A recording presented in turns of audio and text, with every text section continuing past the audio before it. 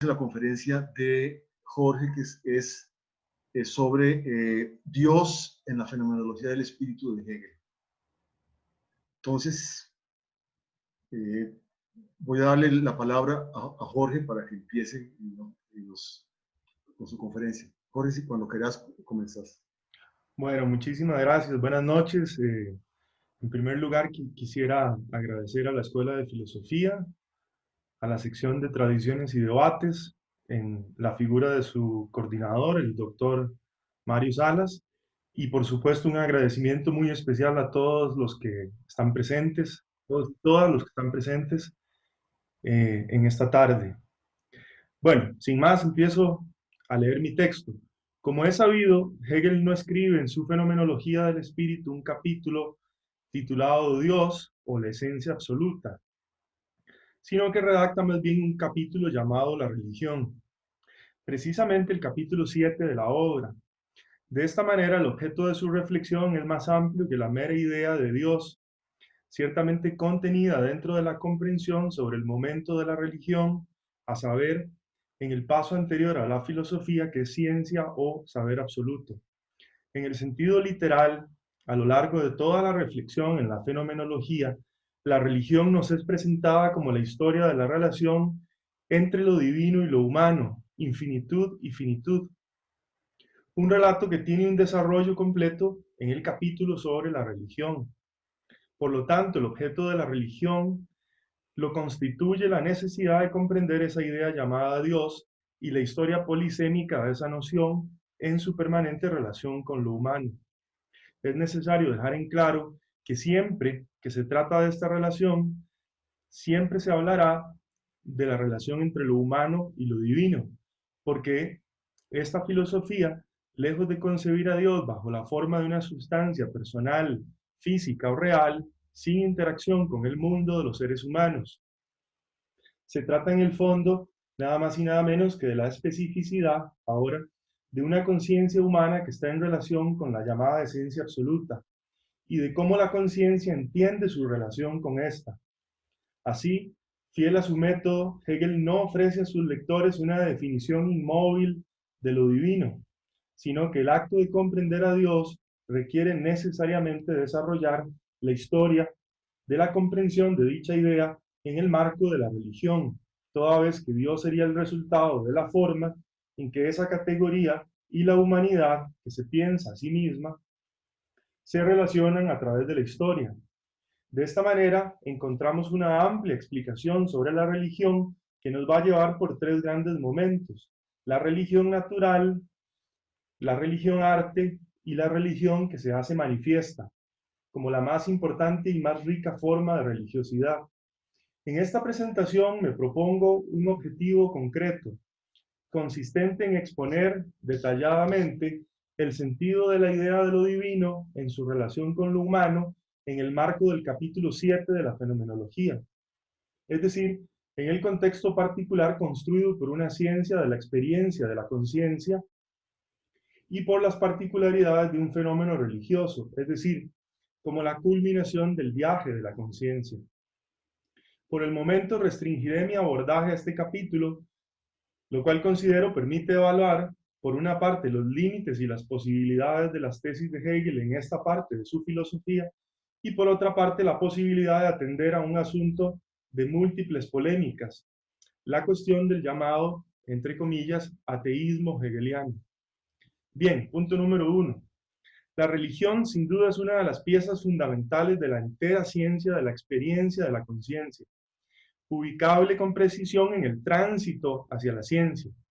Con mayor claridad, el análisis hegeliano de la religión se nos ofrece bajo la forma de un apartado entero del recorrido fenomenológico.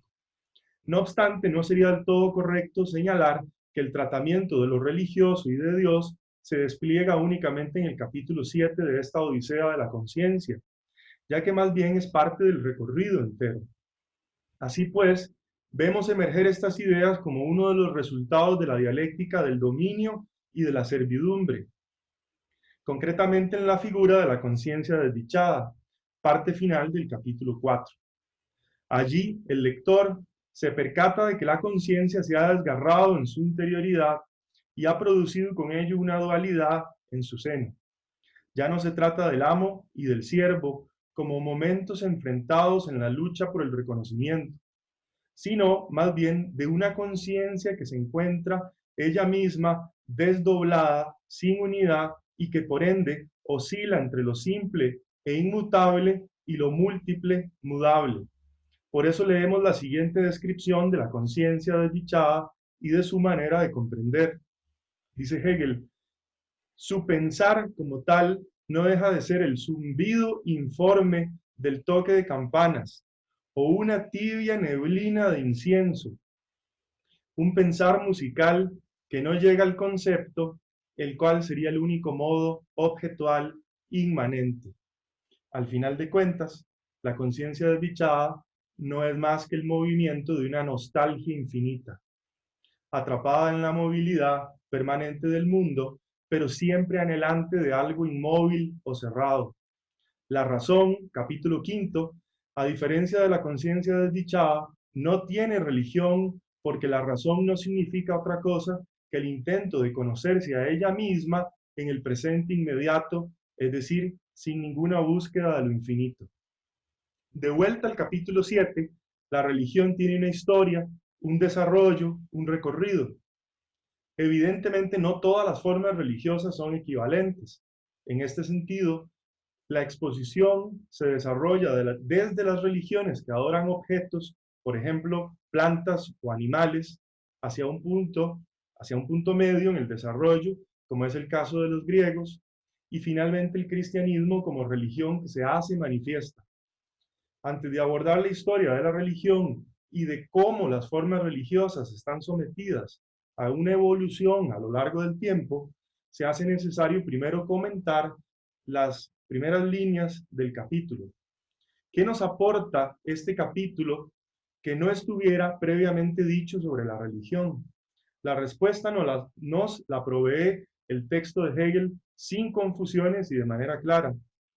Cito a Hegel: en las configuraciones habidas hasta aquí, que se diferencian de manera general como conciencia, autoconciencia, razón y espíritu, también nos hemos encontrado con la religión, ciertamente, como conciencia de la esencia absoluta, das absolute Wesen, mas solo desde el punto de vista de la conciencia, que es consciente de la esencia absoluta, pero no ha aparecido la esencia absoluta en y para sí misma, ni la autoconciencia del espíritu en esta forma. Fin de la cita. Esta cita nos presenta una pieza clave para cualquier debate sobre la religión y el tema de Dios. Queda en evidencia que el asunto no es posesión exclusiva del capítulo 7, del que estamos hablando, así como el tema de Dios tampoco se encuentra restringido a este momento de la experiencia de la conciencia. La religión se nos presenta como una conciencia de la esencia absoluta, en palabras más sencillas, como una conciencia de Dios, la más alta idea pensable. Se trata del saber de Dios, pero no de cualquier tipo de Dios, porque no todas las formas del saber de Dios son idénticas. Al inicio del recorrido religioso, la mencionada conciencia es la de una esencia absoluta que está débilmente enlazada con lo humano. Y la experiencia de la conciencia sobre su objeto y sobre ella misma producen que esa relación se vaya afinando cada vez más hasta alcanzar su plenitud. Cuando Hegel señala que no ha aparecido la esencia absoluta en y para sí misma, ni la autoconciencia del espíritu en esa forma, lo que quiere decir es que Dios no aparece, lo que quiere decir, perdón, es que ese Dios que aparece para la conciencia todavía no alcanza a ser una sola pieza con ella. En otras palabras, toda vez que la conciencia percibe a Dios como algo ajeno y distinto de ella, esa relación no ha alcanzado su punto más alto, pero lo hace cuando la conciencia puede reconocer que la esencia absoluta y ella realizada como espíritu son idénticas. Es decir, es aquí donde se produce la unidad de lo en sí y de lo para sí. Humanidad y Dios se deben compenetrar al final de esta odisea.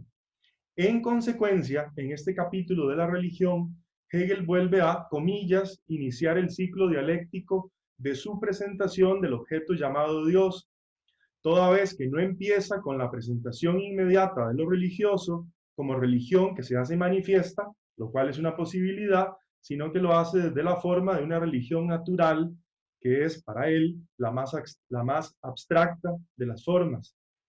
Así pues, el recorrido será desde la forma más lejana del espíritu que se sabe a sí mismo como esencia absoluta hacia un espíritu pleno de su naturaleza humana y divina.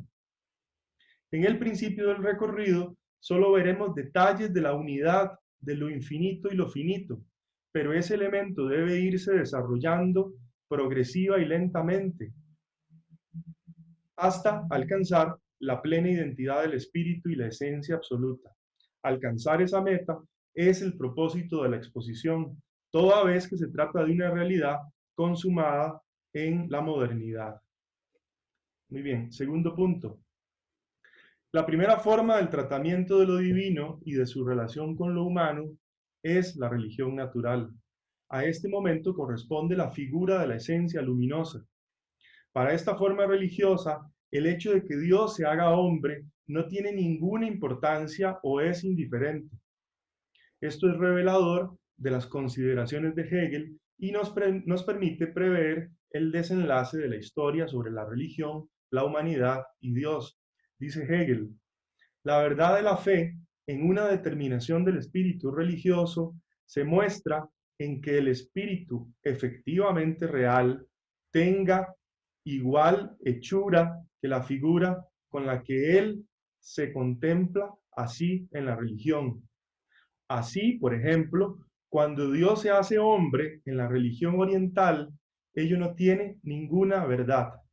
Fin de la cita. Como es evidente, se trata aquí de las religiones orientales, concretamente el caso de los persas y el zoroastrismo. El dios Hormuz, por ejemplo, es luz que se opone a las tinieblas. Walter Jaschke, famoso especialista, señala que cabe la posibilidad de que este apartado se refiera de igual manera al judaísmo del Antiguo Testamento. No obstante, con toda certeza se trata de la forma más arcaica de lo religioso y del primer modelamiento de Dios en su acercamiento con lo humano. En este caso, Dios es visto como un objeto identificado con lo inanimado, lejos de lo humano y por lo tanto desvinculado de la finitud. Hegel nos señala que esta experiencia de la esencia luminosa es analogable con el momento de la certeza sensible, capítulo 1 de la fenomenología, ahora en el ámbito de la religión, puesto que, al igual que lo hacía la conciencia en su recorrido inicial, ahora se trata de un espíritu que se concentra en la esencia luminosa y que se enfrenta a la oscuridad. Se trata del singular, el esto, el aquello, mi opinión íntima. Esto es un elemento importante toda vez que Hegel va a remarcar esta suerte de correspondencias entre la religión natural y los primeros 3 capítulos de la obra, de manera tal que esta forma de la religión recuperará las primeras formas de la experiencia. El segundo momento de la religión natural es el de la planta y el animal. Ahora ya no se trata aquí de lo inanimado, sino directamente de la adoración de animales. Se trata de un modo de panteísmo donde el movimiento se nos plantea como una oscilación entre la inocencia de la religión floral y la culpa de la religión animal, que tiene la seriedad de la vida en lucha. Esta lucha termina en la guerra y la destrucción, por eso precisamente la culpa. Probablemente se nos refiere en este punto a las luchas entre las tribus del antiguo Egipto. De igual manera, esto es homologable con la percepción del capítulo 2. El tránsito va de la certeza de la luz o la oscuridad a un objeto determinado, planta y animal. El tercer momento y final de la religión natural es el maestro artesano, der Werkmeister. En este punto, los objetos humanos producidos por el maestro artesano se convierten ahora en objetos de culto. No obstante, son al mismo tiempo caracterizados como productos instintivos, de la misma manera en que las abejas que construyen celdas. Se trata de la figura del constructor en el antiguo Egipto, que seguramente Hegel toma prestada esta figura de sus lecturas de Heródoto. Como bien sabemos, la egiptología en la época de Hegel era incipiente o inexistente, y fue hasta tiempo después que alcanzó su plenitud. En la dialéctica de la religión natural, este es el final. Y una vez más, esto es correspondiente al entendimiento en el capítulo 3 de la obra, pues el objeto se crea y se separa de la naturaleza. No se trata ya ni de la luz, ni de la planta, ni del animal, sino de un objeto creado por el maestro. No obstante, es una creación objetiva, sin plenitud de autoconciencia, puesto que no ha sido asumida por el maestro artesano como producción de la subjetividad libre. En otras palabras, el maestro no sabe que en el objeto está puesta su mismidad. Tercer punto, la religión arte. Dicho lo anterior, avanzamos hacia la segunda forma de la religiosidad. El trabajo religioso deja de ser, en este momento, algo que el trabajador no entiende, o sea, algo meramente instintivo, y se convierte más bien en actividad autoconsciente. Por lo tanto, dice Hegel, arte absoluto. Se abandona la figura del maestro artesano y se le da paso a un trabajador espiritual. Concretamente, se trata de la época de Grecia, el pueblo ético. Y aquí no tenemos más trabajadores alienados respecto de su objeto, sino que la época nos entrega artistas. El espíritu es artista. Y precisamente por ello, un elemento esencial de esta caracterización es la colocación del arte como momento a lo interno de lo religioso. Una pequeña digresión aquí. Es importante señalar que en la fenomenología el arte no tiene un estatuto independiente de la religión, sino que se encuentra sumergido en ella.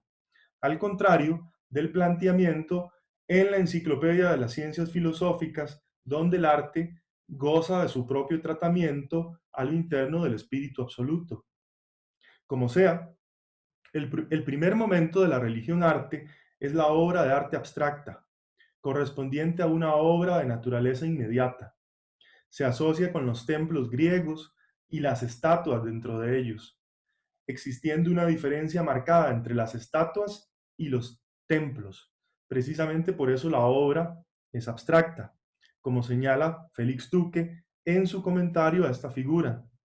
Los viejos dioses ahora son sustituidos por figuras que representan a los pueblos, es decir, espíritus que en el fondo están representándose de manera consciente, a sí mismos. En este proceso se superan las formas anteriores de la adoración, de la luz, las plantas, los animales o la obra del maestro artesano.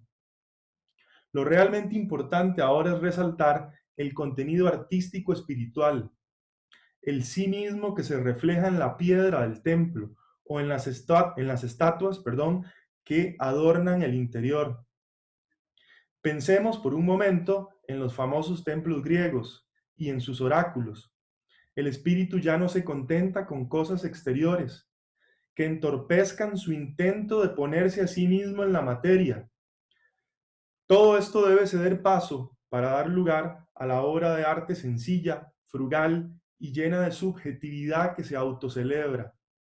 Más interesante se pone esta cuestión dentro de la reflexión cuando Hegel se pregunte por el tipo de Dios que aparece allí dentro de esta primera forma de la religión arte.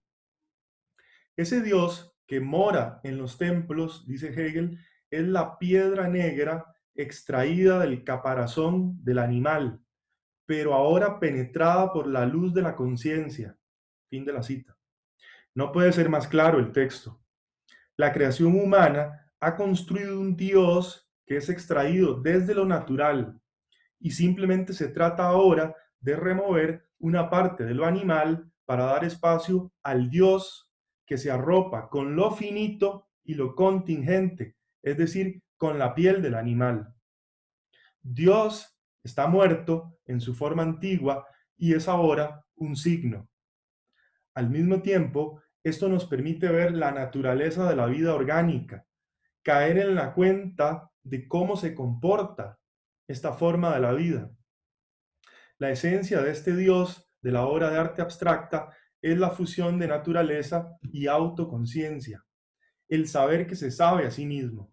Para los griegos, esto significa un movimiento evolutivo dentro de sus concepciones de lo divino, puesto que ahora abandonan las viejas deidades mitológicas narradas en las historias de Hesíodo y los poetas para darse nuevas formas y deidades donde ellos se comprenden a sí mismos.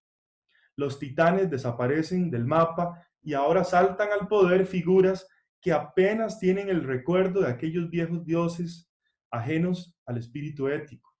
Cito a Hegel. Estos viejos dioses en los que la esencia luminosa, procreando con las tinieblas, se particulariza primero en el cielo, la tierra, el océano, el sol, el ciego fuego tifónico de la tierra, etc., han sido sustituidos por figuras que ya no tienen en ellas un eco que recuerda oscuramente a aquellos titanes. Y ya no son seres naturales, sino claros espíritus éticos, de pueblos conscientes de sí mismos. Fin de la cita. Un momento fundamental de esta religiosidad arte es la figura del oráculo que se encarga de transmitir el mensaje de estos dioses que han emergido como pueblos conscientes de sí mismos. El oráculo es nada más y nada menos que la necesaria y primera lengua del Dios. Pero se trata de verdades llenas de delirio y de ebriedad, y por lo tanto no se trata de mensajes claros, sino más bien confusos. La lengua del oráculo, que debería ser clara y distinta, no lo puede ser porque le falta algo que no se puede producir en este momento, es decir, algo que no es propio de la religión. Únicamente en la filosofía, la religión alcanzará esta claridad conceptual que no es posible ahora. Un detalle adicional. En la obra de arte abstracta, el poder del signo anticipa ya un momento fundamental del cristianismo o de la religión que se hace manifiesta. Este elemento es, según Hegel, el hecho de que se sacrifiquen animales que son signos de un dios y que los frutos que se consumen son dioses como Ceres y Baco, que están vivos, es decir, se consumen vivos. Algo muy similar, en efecto, de lo que será la doctrina de la transubstanciación propia del cristianismo. Estamos en presencia ahora de una religión que no tiene temor alguno de sacrificar a sus dioses y hacerlos morir en el altar de su celebración. La substancia divina se sacrifica y no podría hacerlo si no fuera primero representada como un animal o como un fruto. El segundo momento es la obra de arte viva. Se trata de la religión que tiene la polis en los Juegos Olímpicos como momento esencial. Se acentúa el pensar que se piensa a sí mismo por medio de lo divino. Ahora, en la medida en que el pueblo es quien organiza este evento para celebrarse y para ser capaz de demostrar su naturaleza libre. En los Juegos Olímpicos, la comunidad se convierte en una sola nación unificada, pese a que todavía le falta algo esencial, el unificar lo divino y lo humano en un solo movimiento. Al ser Juegos Olímpicos, el atleta es una obra de arte viva. La corona de la victoria, que antes pertenecía a las estatuas de los dioses, ahora es de los hombres. Por lo tanto, se reemplaza el culto de estatuas por el culto a la belleza y a la fuerza, en su faceta física. En lugar de la piedra, ahora es la piel humana.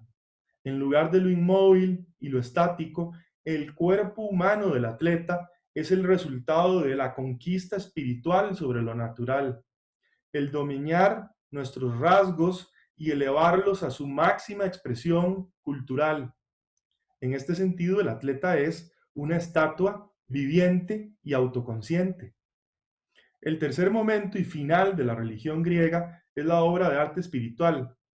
Aquí se nos presenta la guerra de Troya como la obra común del pueblo griego. Es el momento en que la comunidad construye la historia para luchar por su existencia. Por lo tanto, es el momento propicio para la epopeya y los héroes. La historia de Aquiles es narrada por el Aedo, Homero. Por otra parte, los individuos que son libres se reúnen para legislar en la plaza pública bajo las órdenes del líder. No obstante, Hegel percibe aquí un límite. El pueblo griego se organiza como asamblea de individualidades que no terminan de construir un Estado cohesionado. Lo que en principio parece ser fortaleza deviene debilidad, toda vez que, como dice Félix Duque, cito a Félix Duque, pero será también la democracia la que acabe por destruir a la religión arte y con ella a la Hélade, mediante un paulatino proceso de secularización, gracias al cual cada ciudadano acaba por descubrir que lo dicho de los dioses es algo demasiado humano, demasiado humano. Ok, cuarto punto, y voy cerrando, la religión que se hace manifiesta. El momento final de la religión y de los avatares de toda esta historia es la religión que se hace manifiesta. Podemos entender los términos de la religión convertida en manifiesta en el sentido de una religión que sencillamente nos manifiesta en su claridad a la esencia divina. O sea, ya no hay que preguntarse qué es esta, pues lo que es simplemente quedará manifiesto. Para la religión que se hace manifiesta, la dura palabra, entre comillas, Dios ha muerto, es tangible porque efectivamente el cristianismo es la religión que tiene a la figura de un Dios que muere y posteriormente retorna a la vida. Un Dios que se hace humano y se reconcilia con la finitud. En este sentido, el cristianismo es una religiosidad que debe saber entender esta doble naturaleza de Cristo, su humanidad y divinidad, conjuntas en la misma persona. Este es el punto central de las reflexiones de Hegel sobre Dios, sobre la religión y sobre la humanidad en la fenomenología. El cristianismo es, en palabras sencillas, la religión del Dios encarnado, y esto no es poca cosa. La religión que se hace manifiesta tiene la capacidad de cancelar, conservar y superar a la religión natural y a la religión arte. Dios no es ajeno a lo humano y lo humano no es ajeno a Dios. Cito a Hegel en un párrafo crucial. Dice Hegel, este Dios es contemplado sensiblemente, de manera inmediata, como sí mismo, como un ser humano singular y efectivamente real. Solo así es él autoconciencia. Esta encarnación de la esencia divina, o dicho de otro modo, que ésta tenga esencial e inmediatamente la figura de la autoconciencia, es el contenido simple de la religión absoluta. En ella, la esencia es sabida como espíritu, o ella, la religión, es la conciencia acerca de sí que tiene de ser espíritu. Fin de la cita. El cristianismo, entonces, permite que la esencia divina quede ahora manifiesta o revelada. Dios se hace hombre y así se nos revela la naturaleza divina de Dios en lo humano. Se reconcilia en su plenitud lo divino y lo humano. Por eso leemos, la naturaleza divina es lo mismo que la humana. Y esta unidad es lo que se contempla, dice Hegel.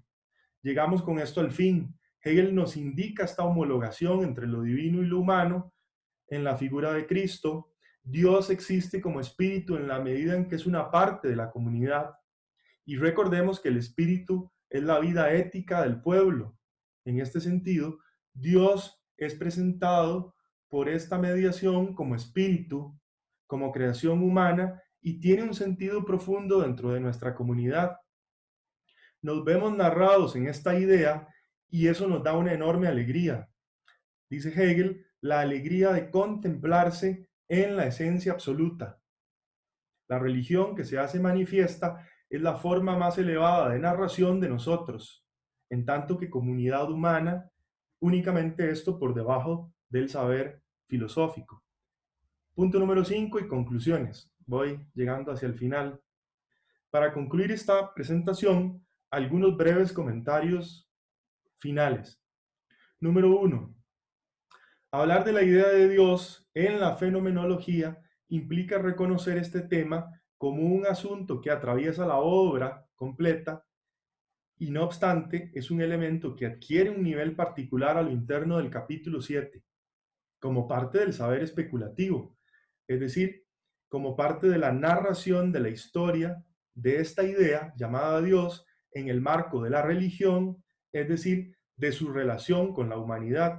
Fuera de esta unidad de lo finito y lo infinito, no tiene sentido hablar de Dios. Número 2. El Dios hegeliano, presentado en esta obra, no tiene carácter de persona física.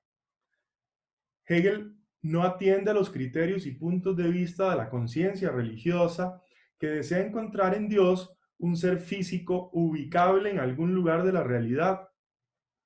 En este caso nos queda muy claro que Dios es una idea permanentemente en cambio que se modifica con cada comprensión que hacemos de la misma y que esa idea siempre nos habla del ligamen, del vínculo religioso, por cuanto siempre está puesta en relación con la humanidad, concretamente con la comprensión humana del mundo y de sí misma. Visto desde esta perspectiva, para una buena parte de los creyentes, el Dios hegeliano es insatisfactorio, toda vez que no actúa como fuerza independiente sobre la materia y sobre el mundo. En este sentido, se puede hablar, comillas, de un ateísmo hegeliano. No obstante, si ampliamos el registro filosófico y teórico, Hegel no desprecia la idea de Dios ni la importancia de la religión, pues este momento es el paso previo al saber. A la religión solo le falta el concepto para convertirse en ciencia, y ese paso le corresponde a la filosofía. Número 3, y cierro con esto. Lo dicho anteriormente es una de las fortalezas de todo el planteamiento hegeliano, a saber, el hecho de que se incorpora a Dios en la trama racional humana, historizado como objeto en proceso de transformación. El ser humano diviniza a lo largo de su existencia y lo hace porque eso es parte de su trayecto de autocomprensión. Si le preguntáramos a Hegel sobre este asunto, su respuesta, creo, sería así. La divinización es parte del necesario proceso de autodescubrimiento del sí mismo en el mundo, del ascenso hacia la autocomprensión que tiene la subjetividad humana. En el momento en que la humanidad alcanza ese mayor punto de autocomprensión, es cuando logra reconocer la unidad entre lo divino y lo humano, elemento que se produce con toda claridad en el marco de la religión que se hace manifiesta. Por eso es necesario este proceso de buscar lo divino, pues en el fondo se trata de la operación de reconciliar la finitud con la infinitud. Una posible limitación del planteamiento, cierro con esto, es la manera en que se nos presenta la cuestión de la religión como un desplazamiento netamente desde Oriente hacia Occidente. Podría decirse quizás que existe en este punto de vista una perspectiva netamente eurocéntrica. Creo que se puede disentir con Hegel en la manera en que se produce y se ordena este relato sobre Dios, la religión y la humanidad, así como se puede no estar de acuerdo con el orden expositivo de otros momentos de la obra. Pero este filósofo sin duda nos deja un planteamiento sugestivo y rico para pensar el fenómeno de lo divino. Eso es innegable. Muchas gracias.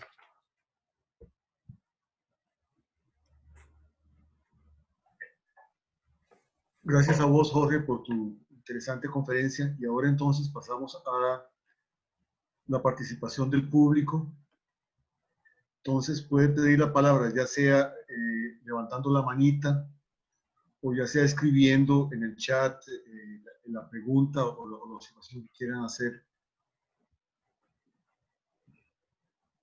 Entonces, esperamos la participación del público. Esperamos.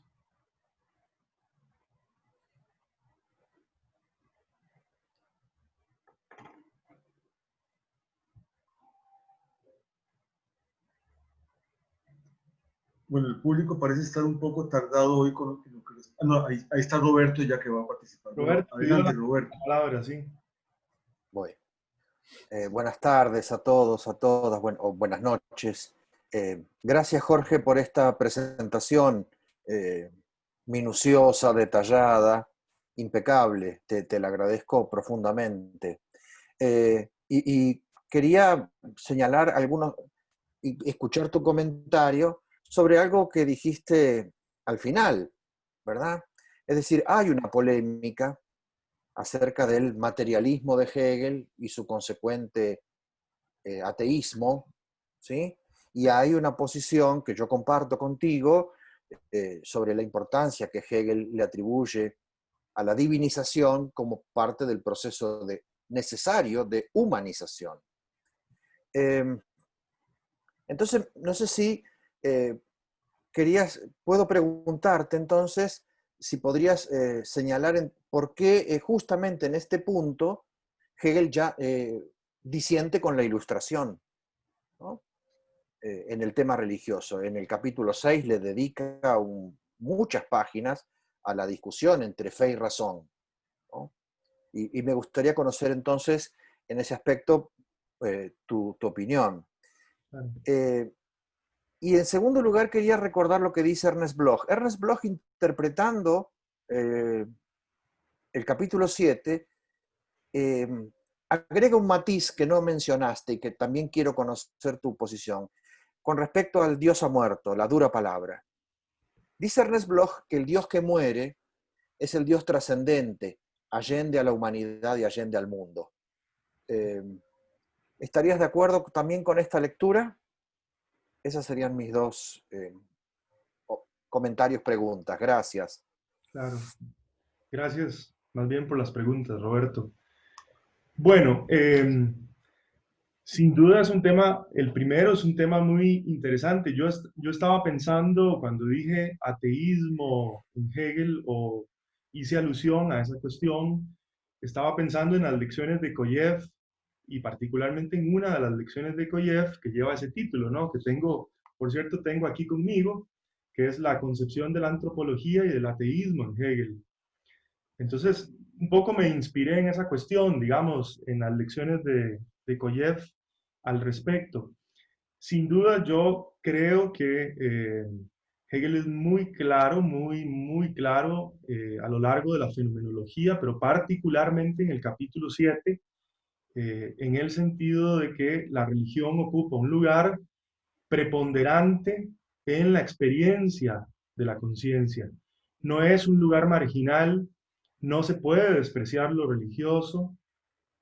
Y claro, efectivamente ahí hay un divorcio, digamos, de cómo Hegel interpreta la herencia que los ilustrados han dejado.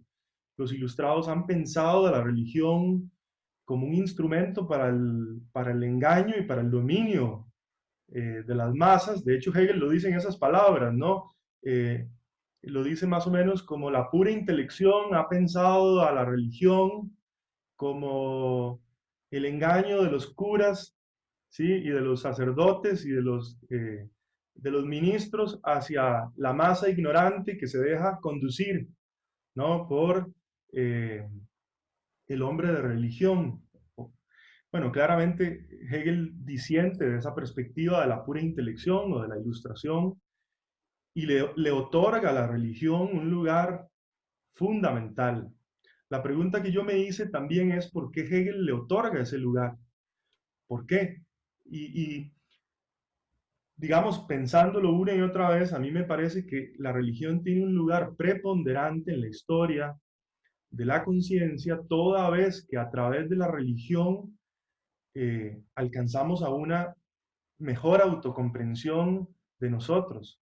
O sea, cuando pensamos a Dios, estamos pensándonos a nosotros mismos permanentemente y eso nos hace de alguna manera trascender nuestra finitud y la conciencia de nuestra eh, limitación como seres finitos. O sea, somos seres finitos que quieren divinizar, que quieren construir la idea de lo divino y que en esa construcción de lo divino y mediante esa construcción de lo divino alcanzan a comprenderse cada vez mejor a sí mismos como especie.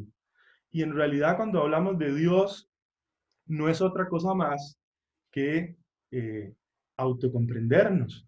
Y esa autocomprensión evidentemente es un proceso que inicia en la religión de la luz, ¿sí? En la religión de los persas, y que asciende hacia, desde el punto de vista de Hegel, la mayor forma de autocomprensión, que es la religión que se hace manifiesta.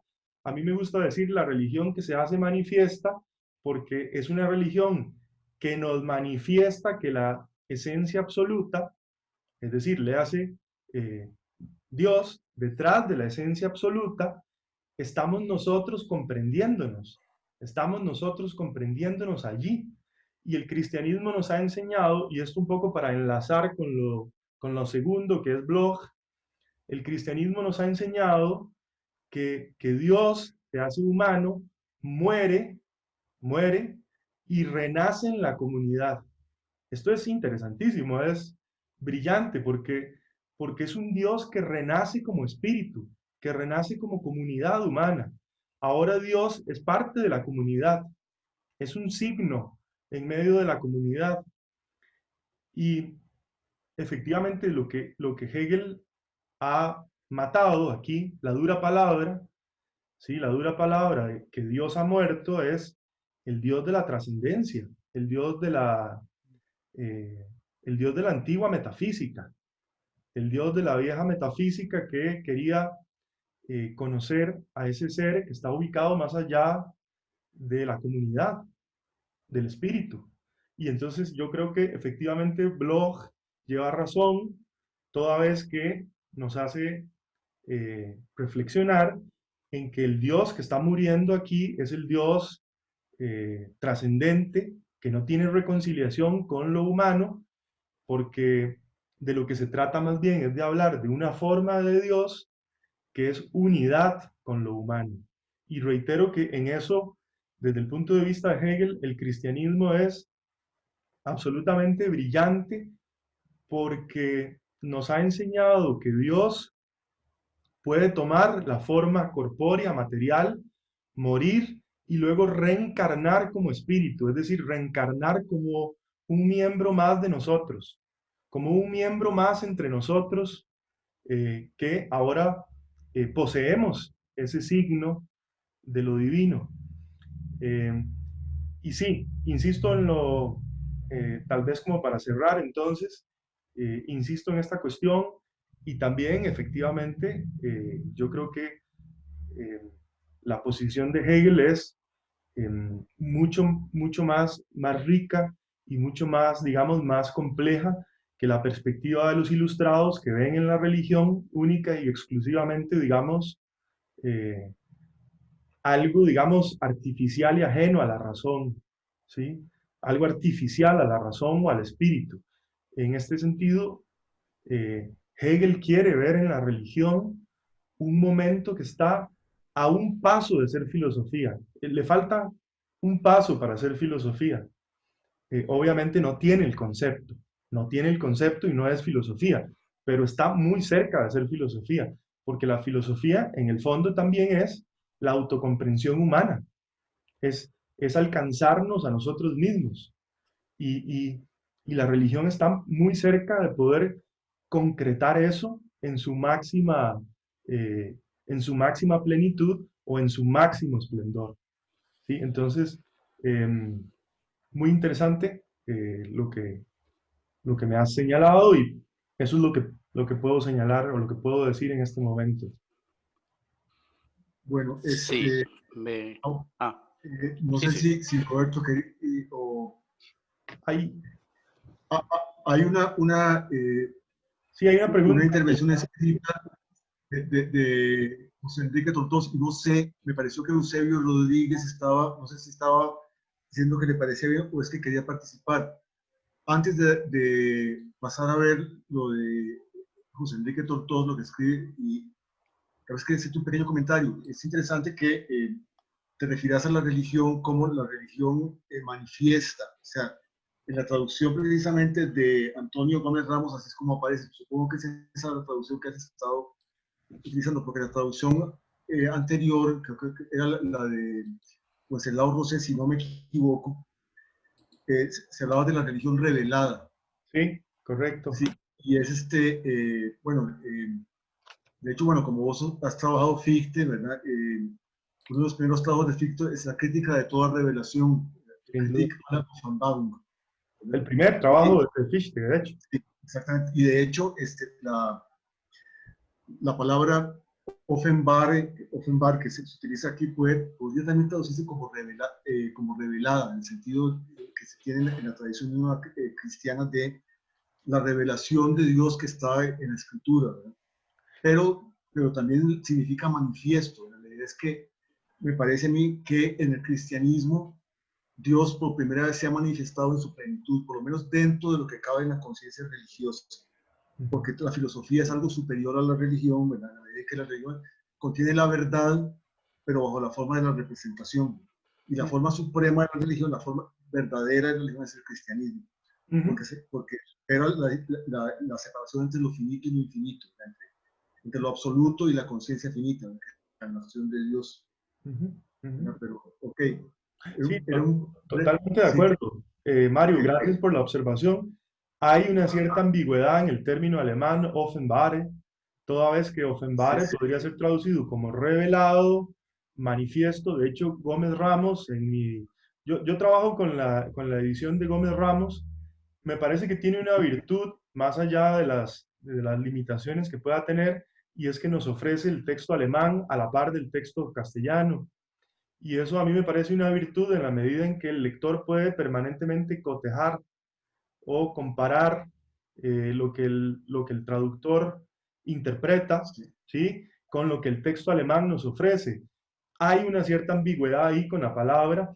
A mí me parece que si lo entendemos en el contexto de lo que Hegel nos está planteando, a mí me gusta decir la religión que se hace manifiesta, porque en el fondo de lo que se trata es que digamos, ya no hay nada más que revelar, no hay nada más. O sea, ahora el cristianismo nos ha revelado la esencia absoluta. En ese sentido se hace Yo creo, manifiesto. yo creo que es una ambigüedad feliz, precisamente por eso que estás señalando. Pero ahora podemos pasar, si te parece, a la intervención no sé si viste la intervención de José Enrique, ¿verdad? Tal vez la leíste, o si quieren yo la leo en voz alta y vos la contestás. Dice José Enrique Tortos, ¿podría profundizar en la relación de la aparición de Dios al final del capítulo del Espíritu con lo efectivamente desarrollado en el capítulo de la religión? Claro, bueno, ya desde luego el capítulo 6, al final del capítulo 6, se preanuncia lo que va a ser el desarrollo de la religión. En el capítulo 6 ya se nos ha dicho que el espíritu es la comunidad ética, ¿no? Es la comunidad ética.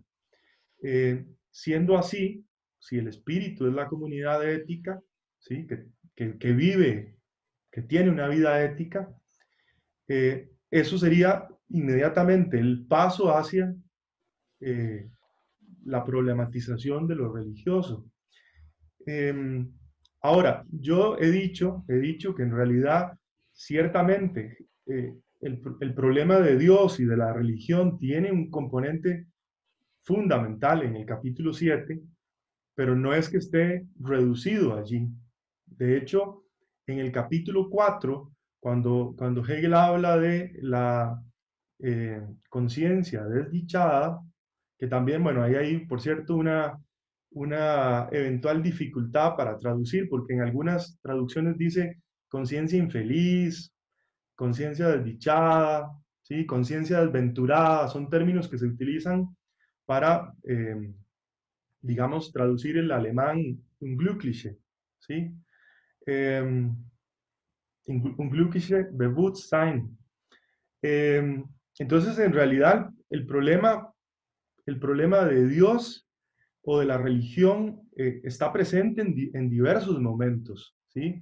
La conciencia desdichada o desventurada, el problema es que está escindida en sí misma y corresponde con digamos, con esta concepción de lo divino más allá de lo humano, separado de lo humano.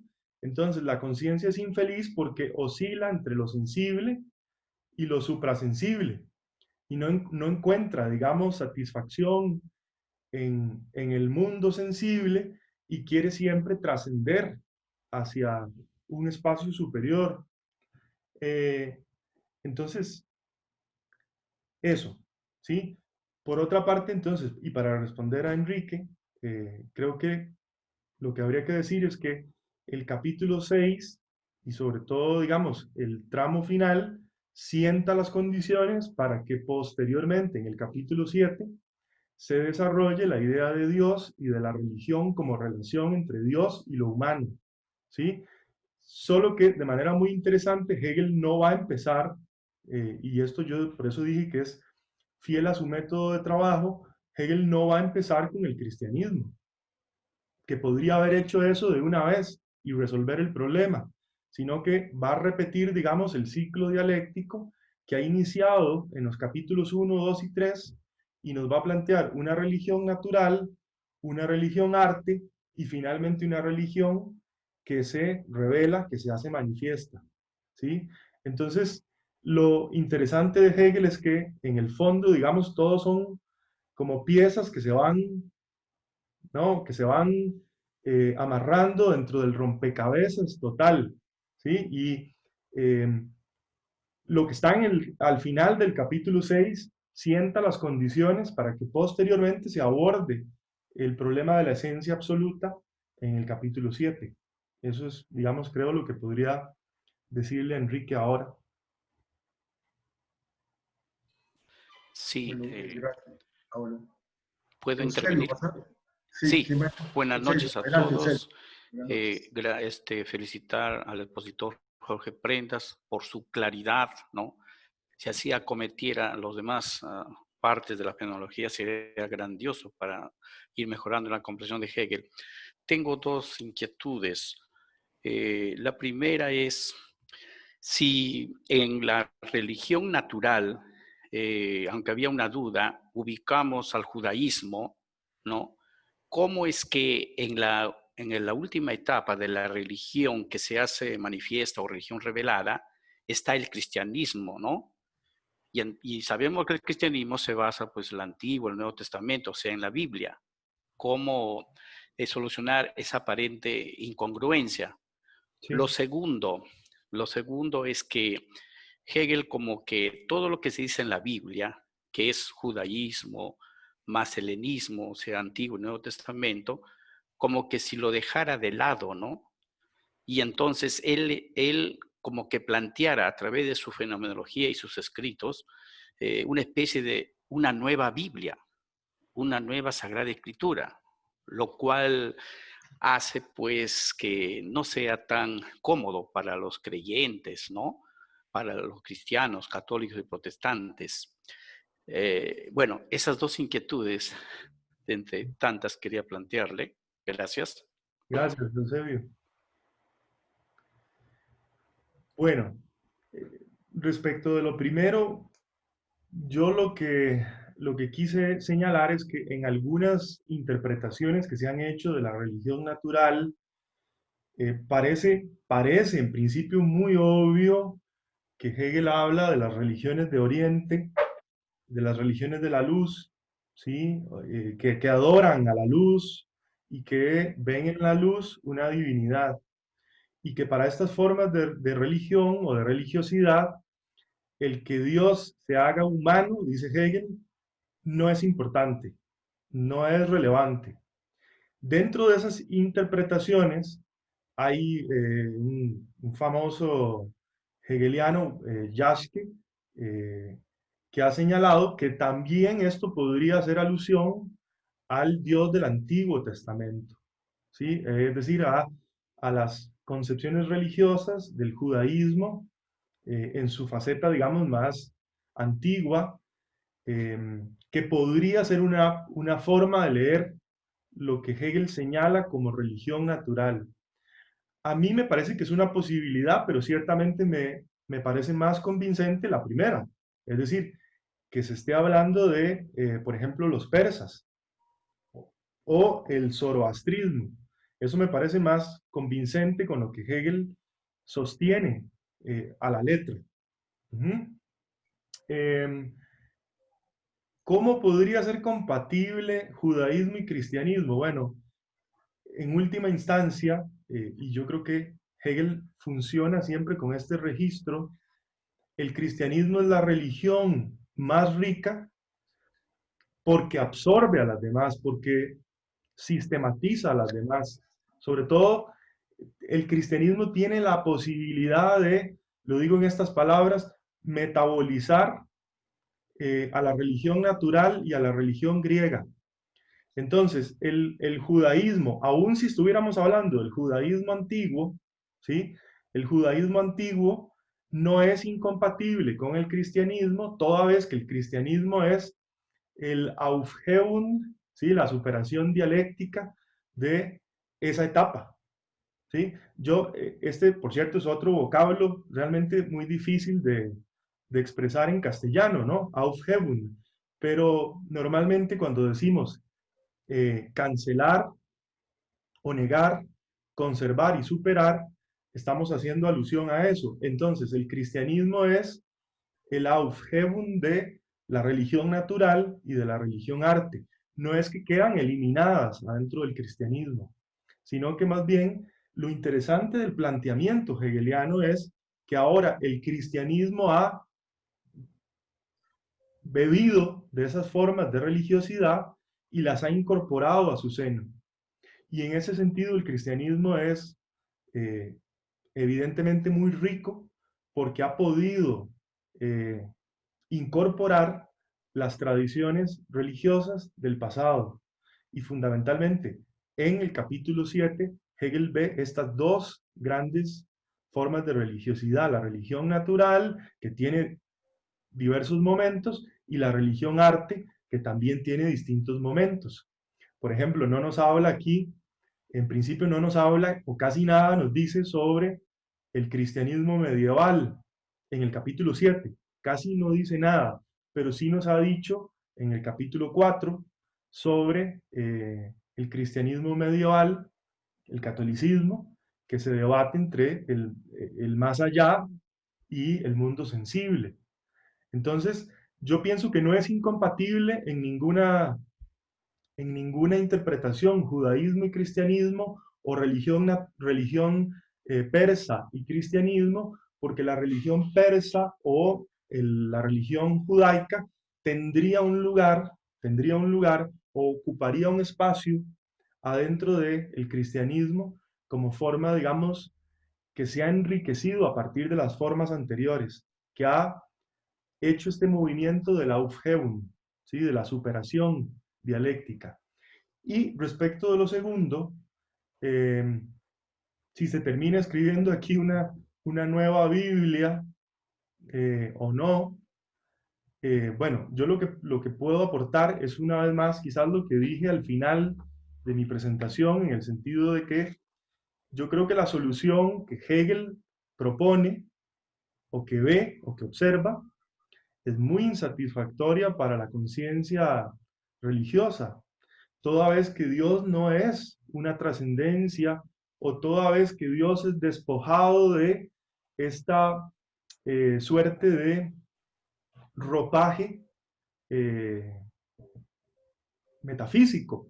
Y ahora Dios queda, digamos, historizado, forma parte de la historia de la humanidad comprendiéndose a sí mismo.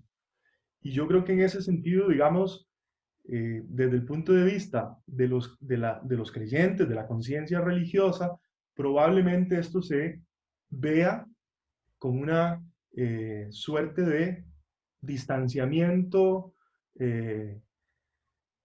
escéptico o con una suerte de reproche, porque no corresponde exactamente con lo que los creyentes quisieran, es decir, un Dios quizás substancia o presencia que eventualmente puede intervenir en el curso de la realidad o del mundo, o que nos va a salvar, o que podemos confiar en Él porque es un Padre bondadoso.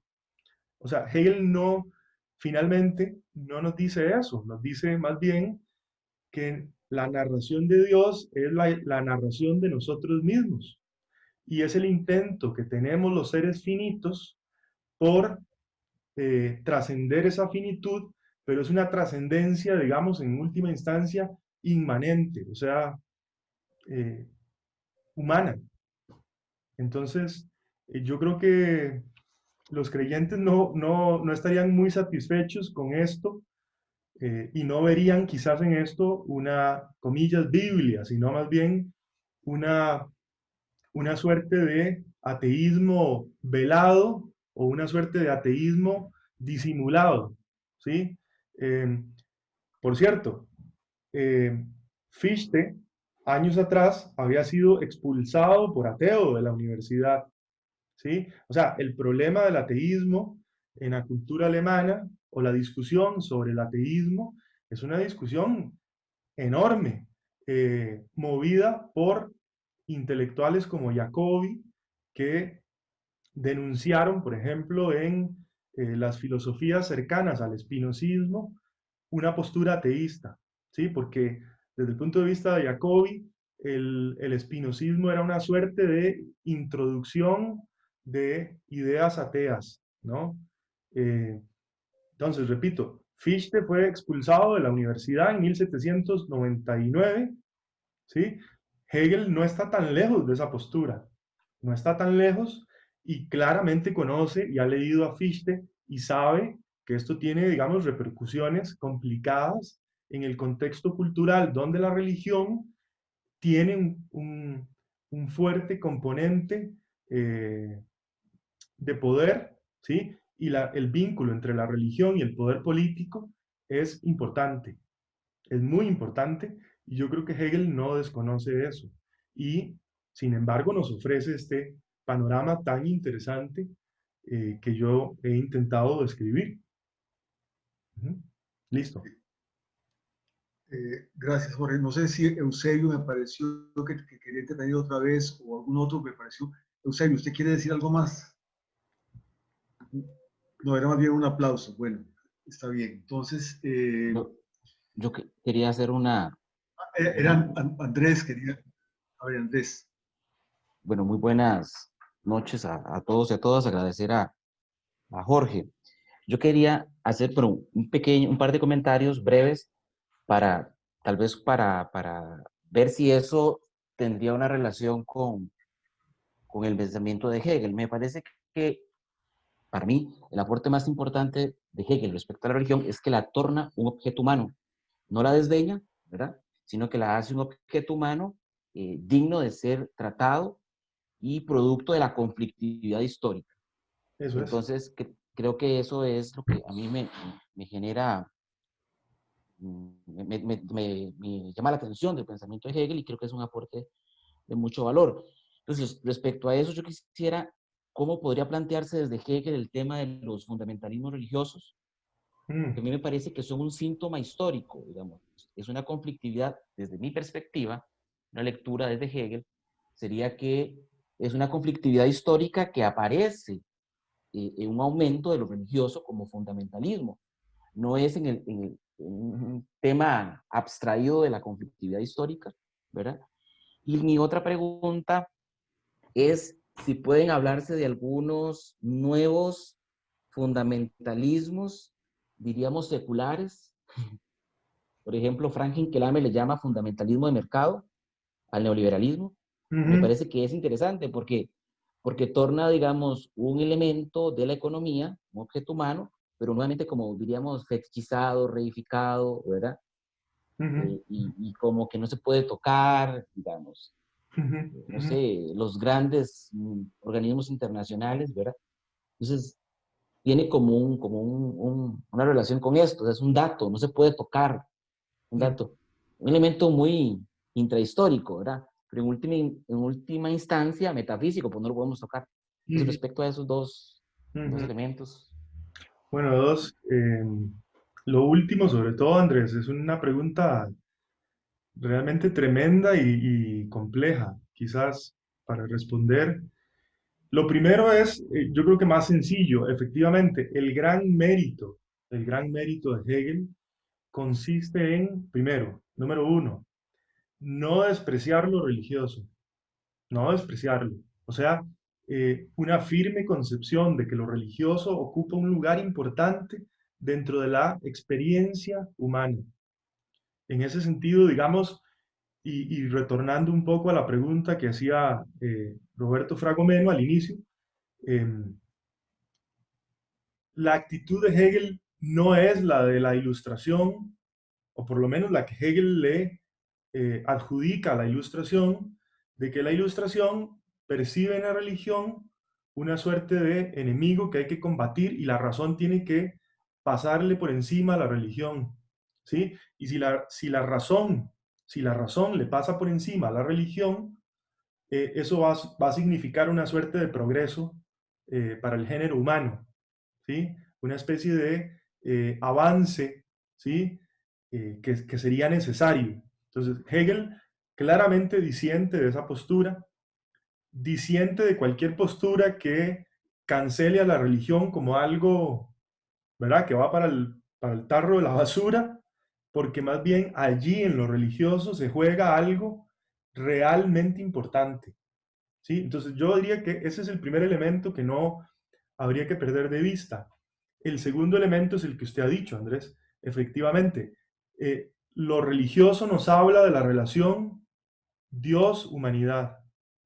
Eso es lo que nos presenta la religión. En sus diferentes formas, en sus diferentes expresiones, la religión es la expresión de Dios y la humanidad en una relación. Como la palabra lo indica, religar, religare, ¿no? Religare, dos cosas que están, digamos, parcialmente rotas. Es lo divino y lo humano. Hegel recupera eso, pero además recupera la idea de que el lado de lo divino no es un lado que está más allá, digamos, de lo humano, sino que tiene que reconciliarse con lo humano necesariamente. Tiene que encontrar ese punto de intersección con lo humano. Y entonces, cuando Hegel lee la historia de la religión o de las religiones en plural, lo lee desde el criterio de cuánto se acerca la idea de Dios a lo humano, cuánto se va acercando, ¿sí? Cuánto se va acercando. En las religiones de la luz está muy lejos Dios de lo humano. Al final, en el cristianismo, Dios está muy cerca de lo humano o es una sola cosa con lo humano. Entonces, ese es el criterio de lectura. Nótese que yo dije que podemos disentir respecto de, por ejemplo, el orden que Hegel propone. Es decir, si primero hay que poner a la religión persa y después hay que poner a la religión de los egipcios, ¿verdad? Que desde el punto de vista de Hegel adoran a, digamos, los animales, por ejemplo, cosa que Hegel ve con cierto menosprecio, ¿no? Entonces, digamos, uno podría dudar de ese criterio o de la ordenación que se hace, pero en todo caso, el criterio es muy interesante, porque es un criterio de qué es lo que está más cerca de la humanidad y qué es lo que está más lejos de la humanidad. Si Dios está lejos de la humanidad, entonces esa es una religión, digamos, inmediata, abstracta. Si Dios está cerca de la humanidad y se compenetra con la humanidad, entonces ahí estamos en presencia de una religión que ya es prácticamente filosofía, prácticamente, que le falta solo un pasito más para ser filosofía. Respecto de la segunda cuestión, que es muy interesante, bueno, Hegel no habla explícitamente, creo yo, del fundamentalismo. Es decir, por lo menos no de una manera explícita, quizás no está el tema del fundamentalismo, pero la pregunta es muy interesante porque ahí nos obliga a, digamos, a hilvanar más fino, a hacer como un tejido más fino. ¿En qué medida podemos ligar esta forma de ver la religión que tiene Hegel con los fundamentalismos? Bueno, si yo no entiendo mal, el fundamentalismo sería una suerte de visión unilateral donde la idea de lo divino queda, digamos, suspendida y es una suerte, digamos, de idea inmóvil o fija. O sea, el fundamentalismo podría anclarse en concepciones inmóviles de Dios, en concepciones ahistóricas y no humanas de Dios, no relacionadas con lo humano. O sea, en otras palabras, a mí me parece que el fundamentalismo podría ser combatido con esta, comillas, vacuna, ¿no? De primero humanizar lo divino o acercarlo a lo divino acercado a lo humano y por otra parte lo divino historizado. Si pudiéramos pensar eso en relación al fundamentalismo, bueno, el fundamentalismo tendría problemas porque probablemente el fundamentalismo no quiere someter la idea de Dios a evolución, sino que quiere suspenderla. Pero esto ya es, estoy, digamos, como haciendo una pintura y tirando, digamos, como trazos, ¿no? Pero esa pregunta creo yo que ameritaría una investigación en sí misma para poder contestar eso con todo lujo de detalles, ¿no?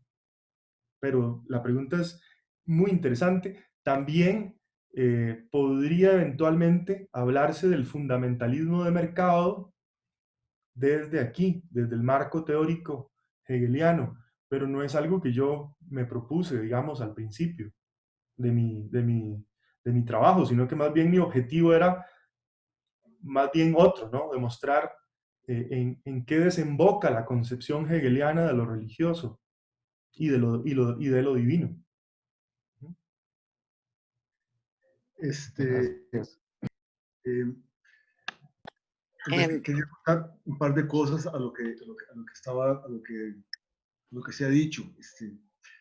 Y vos dijiste, Jorge, que tal vez la interpretación hegeliana podría molestar a los creyentes. Yo diría que depende del tipo de creyente también, porque hay también teólogos Sin duda. que han trabajado desde una perspectiva hegeliana, tanto teólogos protestantes como incluso dentro de la tradición católica más reciente, aunque es un teólogo un poco marginal, incluso visto con sospecha por los sectores más ortodoxos. Tenemos a Hans Küng, que tiene un texto que se llama La encarnación de Dios, Claro. de fuerte inspiración hegeliana, ¿verdad? Incluso, en algún sentido, Francis Kramer también es un teólogo, o tiene bastante, digamos, de una reflexión profunda sobre la tradición cristiana. En cuanto al fundamentalismo, lo que me parece a mí que hay es precisamente una pobreza, o sea, el compañero que intervino antes se refirió a que si Hegel no estaba proponiendo otra Biblia. Hegel continuamente hace montones de referencias a la Biblia, pero me parece que más bien lo que intenta es captar lo que él considera que es un sentido profundo, ¿verdad? No literal, ¿verdad? Sino algo expresado en la forma de la representación, ¿verdad? Y que contiene una expresión de verdades profundas sobre la misma condición humana y sobre toda esta serie de cosas. En relación, por ejemplo, al judaísmo, ¿verdad? Aquí tengo un pasaje de la lección sobre la filosofía de la historia universal, donde dice lo siguiente, ¿verdad? Los israelitas han adorado a Dios en espíritu y en verdad, pero todavía en sentido abstracto, no en el espíritu concreto del conocimiento de un Dios uno y trino. Una de las cosas que le falta a la religión judía, por lo cual es todavía limitada, es que no ha llegado al concepto de la Trinidad. Y el verdadero concepto de Dios es el concepto de la Trinidad. ¿Okay? Dios reina aquí el pensamiento puro, abstracto y no el concreto. El principio espiritual resulta todavía parcial y aislado. Todavía no es el pensamiento libre en sí por sí. De hecho, el progreso que recuerdo en alguna parte, ahora no, tal vez vos, Jorge o Roberto, podría aclararnos, en alguna parte de la obra de Hegel, digamos, el gran aporte de la religión judía es que por primera vez Dios aparece como si la naturaleza parece totalmente desencantada, totalmente desdivinizada, porque lo absoluto no es el objeto, sino el sujeto. Dios es sujeto, Dios es espíritu. Y eso está claro en la religión hebrea, donde Dios es concebido como espíritu, ¿verdad? Y la naturaleza no tiene nada de divino, ¿no? Por eso no hay que adorar la naturaleza. Por eso el combate a los ídolos. Claro. Pero la limitación de la religión hebrea es que este espíritu es un más allá trascendente. En cambio, en el cristianismo, la verdad del cristianismo es que Dios es, el verdadero Dios es un Dios encarnado, un Dios que se hace carne, la unidad de la conciencia, de lo infinito y de la conciencia finita, que se manifiesta en Cristo, ¿verdad? Y después, al desaparecer Cristo, que es importante que desaparezca, se manifiesta en el Espíritu Santo, que es el Espíritu de la comunicación. El Espíritu Santo es la representación religiosa del Espíritu, el concepto mismo hegeliano de Espíritu, así lo veo. Incluso temas como que un fundamentalista, por ejemplo, los fundamentalistas discuten como un horror, ¿verdad? La teoría de la evolución. No, porque la verdad es que Dios fue creado, el hombre fue creado y puesto en el jardín del Edén. Hegel retoma perfectamente el mito del jardín del Edén, le da una interpretación profunda, ¿verdad? Dice, por ejemplo, el conocimiento como evolución de la unidad natural es el pecado original, que no es un accidente, sino la eterna historia del espíritu. Pues el estado de inocencia, el estado paradisíaco es el estado animal. ¿Qué es lo que provoca la salida del paraíso, según la Biblia? El comer del árbol del conocimiento, del árbol de la ciencia. Entonces ahí es cuando el ser humano se percibe como diferente, como separado, como finito. Una separación que hay que, nuevamente que superar y, ok. El paraíso es el jardín, ¿verdad? Pues el animal es uno con Dios, pero nada más que en sí. Solo el hombre es espíritu, esto existe para sí mismo. Hace este ser para sí, esta conciencia es a la vez la separación del espíritu divino universal. Por eso es el pecado.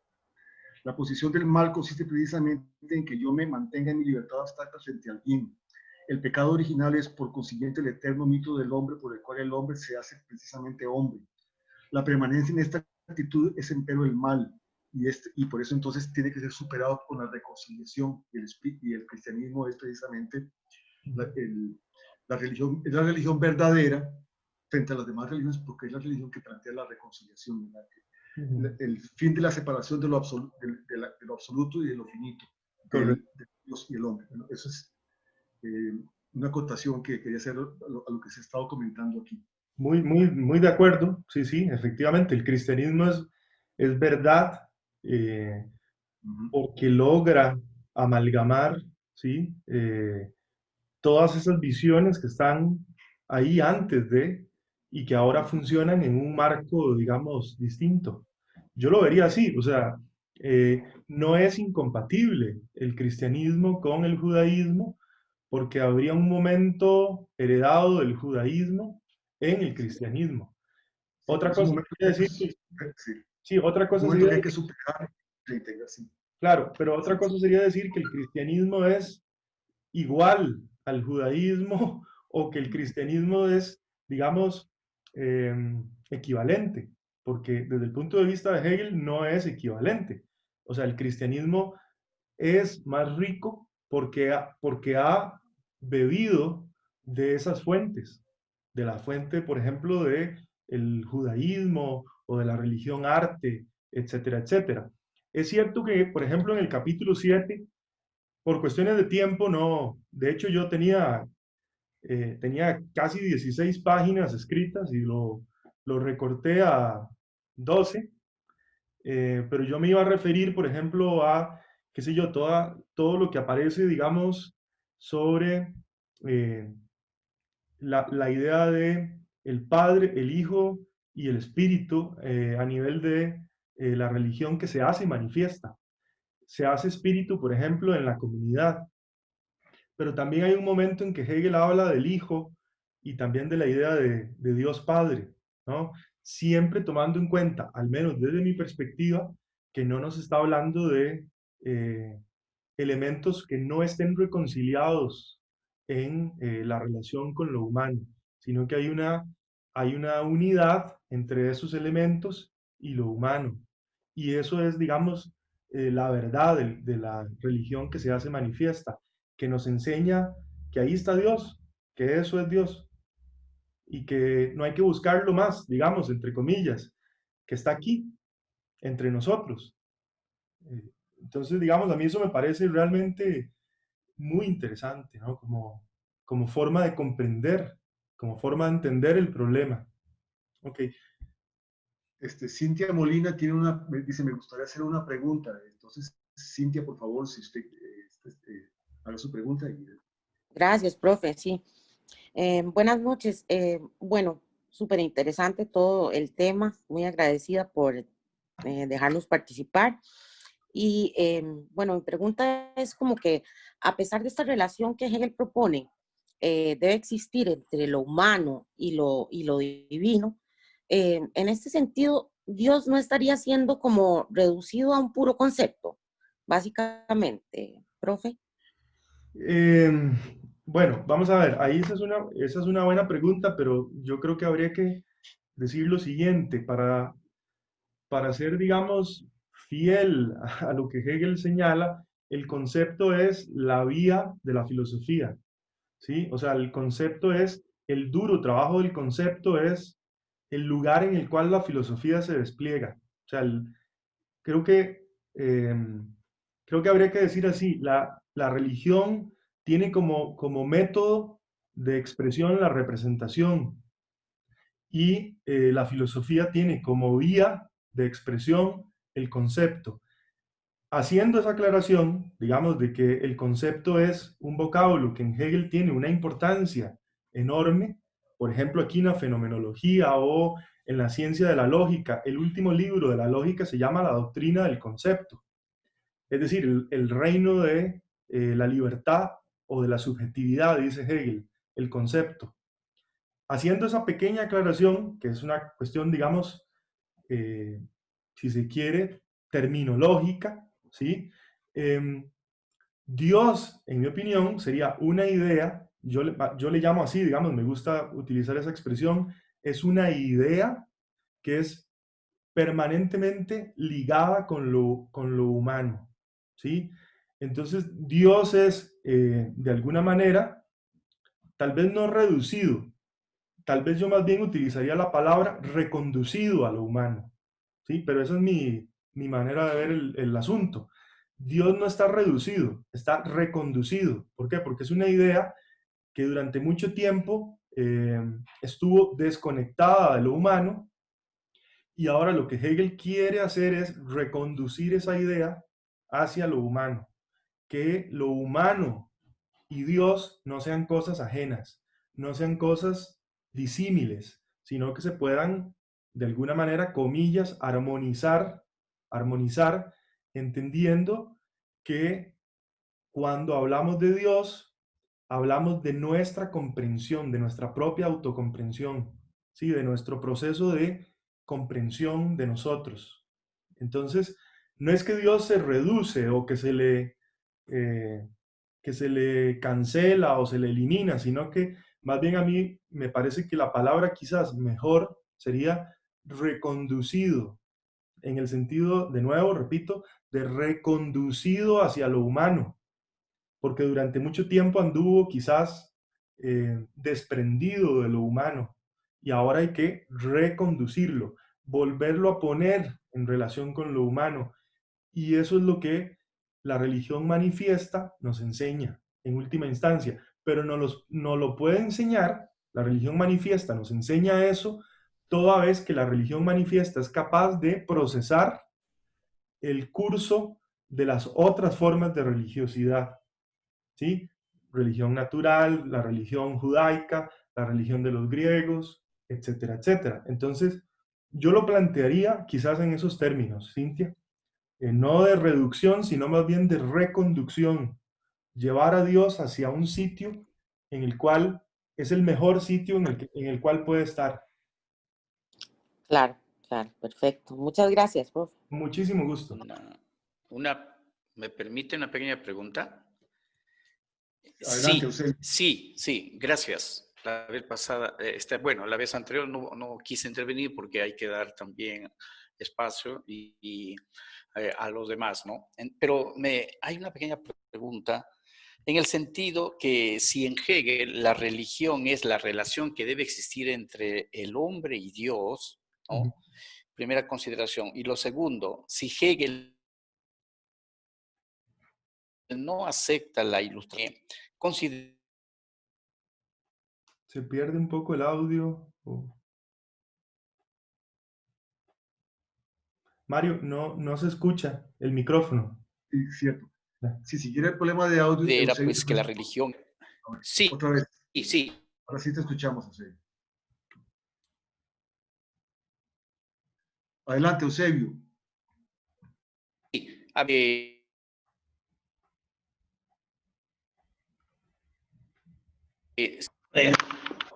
no, creo que se ha perdido. A ver, aló. Sí, hagamos una cosa, Eusebio. Si, ya que hay problemas de audio, usted podría tal vez escribir en el chat, si no es muy largo, ¿verdad? Porque si no, entonces sí sería un problema. La pregunta que usted quiere hacer o el comentario que quiere hacer, y para que así lo vemos todos y podemos responder, porque sí parece que hay problemas con su audio. Sí, problemas de inestabilidad en Internet. Creo que ahora ha mejorado. A ver, sí, puedo hacerlo rapidísimo. Sí, la vía oral es que es más rápida que la escritura. Considerando que en Hegel la religión significa presencia de Dios y el hombre. Y luego, considerando que Hegel rechaza la ilustración, puesto que considera que Dios es un tema importante, entonces, ¿cómo es que los discípulos de Hegel, como Feuerbach, ¿no? Marx, etcétera, destruyen todas estas consideraciones, estas premisas que acabo de hacer, ¿no? Donde Dios está ausente, donde toda religión pues se desaparece. Pero hablando de fundamentalismo, alguien decía eso, pero se establece una nueva religión. A veces se ha llamado al marxismo como una religión secular, ¿no? Bueno, eso es mi inquietud. Gracias. Sí, gracias, Eusebio. Bueno, quizás lo primero, yo empezaría por señalar que Hegel tiene una fuerte crítica a la ilustración, pero eso no significa que rechace a la ilustración. De hecho, a mí me parece, pero esto ya es objeto de otra discusión, que lo mejor del idealismo alemán, lo mejor, surge de la mixtura entre la ilustración, ¿sí? Como movimiento que tiene una enorme repercusión, pero también hay una beta proveniente del romanticismo, ¿sí? Y de autores que tomaron distancia frente a la ilustración. O sea, el idealismo, lo que llamamos filosofía clásica alemana o idealismo alemán, es una suerte de recepción, por un lado, de una beta ilustrada y por otro lado, de una beta que viene proveniente del romanticismo, en el caso de Alemania, muy importante, ¿no? Los hermanos Schlegel, el aporte de Herder, inclusive las críticas de muchos autores a planteamientos kantianos, como Schulze, por ejemplo. O sea, entonces, eso es lo primero que podría decir. Hegel en realidad no rechaza la ilustración, sino que más bien toma distancia de ciertas posturas de la ilustración, pero recupera muchas otras cosas también de la ilustración.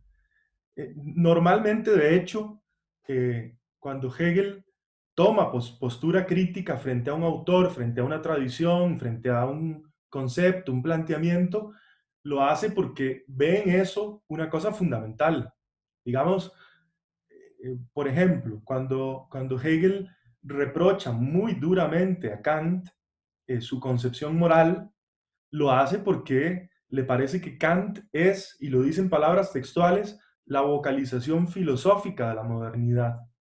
Entonces, no es que Hegel, digamos, por ejemplo, rechace a Kant o rechace a la ilustración, sino que más bien tiene una perspectiva donde retoma elementos de la ilustración, pero al mismo tiempo toma distancia de ciertas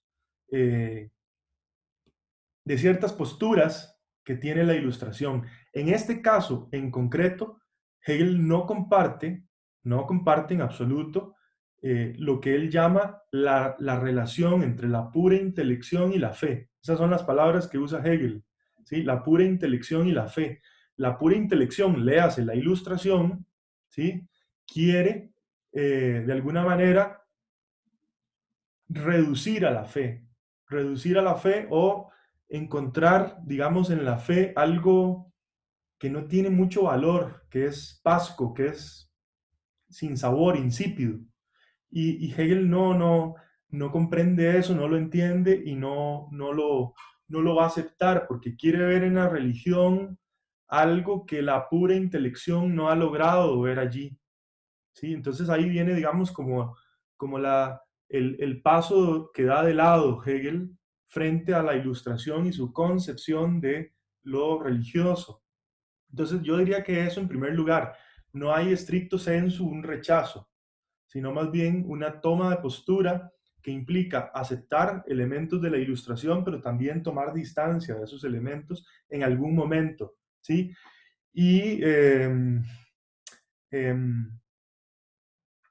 lo de la herencia hegeliana, digamos, en el sentido de Feuerbach, Marx, eso, bueno, es también tema de seguramente de otras conferencias.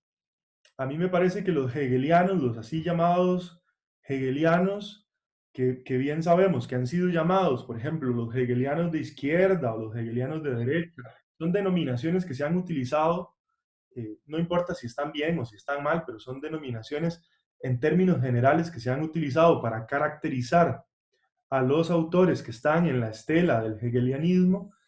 Yo creo que probablemente recuperan cosas de Hegel, pero también igual otras cosas no.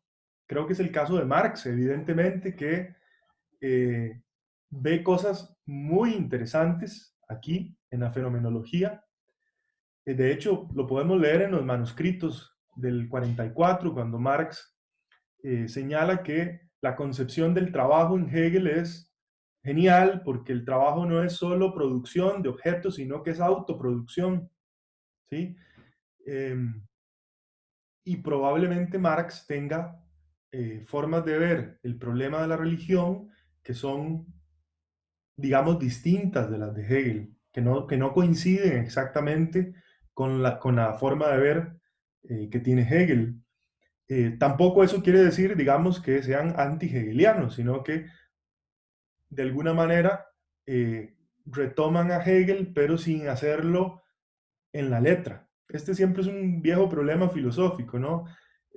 Si retomamos a los autores a la letra o en el espíritu, es precisamente lo que decía Fichte respecto de Kant. Fichte decía, no podemos leer a Kant a la letra, tenemos que recuperar el espíritu de la filosofía kantiana. Probablemente los post-hegelianos hacen lo mismo, recuperan el espíritu de la filosofía hegeliana, perdón, pero no la letra exactamente tal cual. Bueno, eso.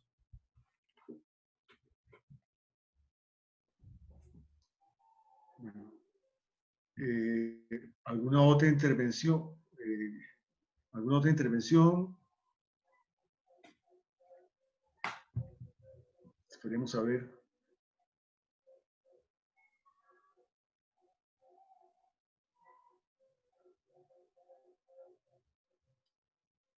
Bueno, Jorge, parece que no hay más intervenciones. No sé si querés dar unas palabras de cierre. Sí, muchas gracias. Muchas gracias, Mario. Solo agradecer por la organización de estas 3 actividades que hemos tenido el día de ayer, hoy y tendremos el día de mañana. Quizás me tomo el atrevimiento de recordar que mañana tenemos otra actividad y que están todos y todas cordialmente invitados, invitadas, y que ojalá que puedan participar también de la actividad de mañana y simplemente agradecer mucho y creo que me quedo muy satisfecho porque la discusión ha sido amplia y rica y me ha obligado a reconsiderar cosas. Como siempre es una buena discusión, ¿no? Que lo obliga a uno a reconsiderar posturas propias. Y ya. La actividad de mañana, que es la última actividad de este ciclo de conferencias en homenaje a los 250 años de Hegel, es una conferencia a mi cargo que se llama Kroner sobre Hegel a propósito de una traducción. Y voy a hablar a grandes rasgos sobre una traducción que estoy haciendo de una obra que se llama Von Kant bis Hegel, es decir, de Kant a Hegel, de un autor alemán que se llama Richard Kroner. Entonces voy a, lo que pretendo hacer es, bueno, primero explicar quién es Richard Kroner, después explicar en qué consiste la obra y por qué me interesó hacer esa traducción, que ya casi está terminada, ya está traducido el texto en un 90%, digamos. Y después me gustaría también leer la introducción del mismo autor. La traducción, pues, es parte de mi traducción, ¿verdad? La introducción de Kroner a su obra, para mostrar, digamos, cómo es que el autor se aproxima a Hegel, no solo a Hegel, sino al idealismo alemán en general, y en particular a Hegel, a quien ve presente como una culminación de todo el idealismo alemán. Entonces, eso es la actividad que nos espera mañana y sería ya la actividad de cierre de este ciclo de conferencias. Entonces, quedan cordialmente invitados para mañana y gracias por haber asistido. Muchas Nos gracias. vemos mañana, entonces. Buenas noches. Bueno, hasta luego. Buenas noches.